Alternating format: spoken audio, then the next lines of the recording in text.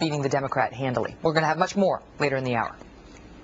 Well, the Treasury Department is leading a new investigation into the White House and whether the White House was involved in the decision to protect the benefits of some union workers at General Motors while cutting the benefits of white-collar workers at the same unit. In essence, favoritism by the government towards the union at the expense of others. Stu Varney, the Fox Business Network, hosts Varney and Company. He's my guest now. So what is it exactly? Now, the Treasury Department is investigating the White House because these white-collar workers complained. Yes. They got the shaft. Yes. And what do they say? Is it the government or GM who they say gave them the shaft? Back up a little. Delphi, the big auto parts maker, got caught up in the General Motors bankruptcy. 21,000 white-collar workers at Delphi had their pensions cut, chopped, big time. Big time.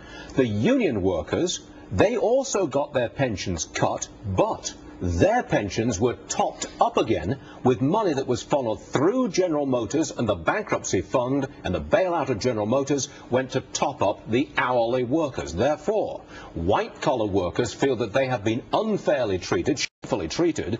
They got messed up with their pensions. The union people did not. Now, who at the White House, who in the administration made that decision that the unions would be bailed out with taxpayer money, their pensions would be made whole, but white-collar workers would not?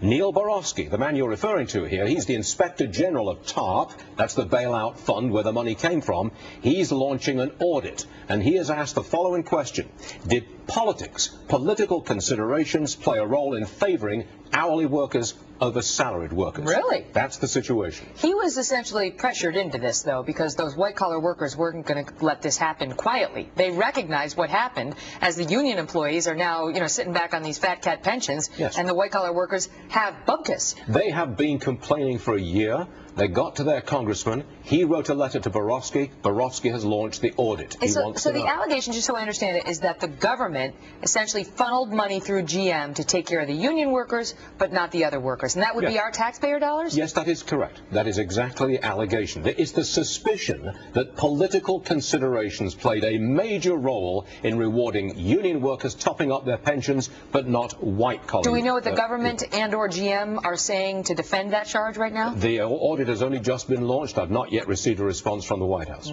We'll wait to hear that. Stu Varney? Yes, we will. Thank you. Yes, sir. Well, do successful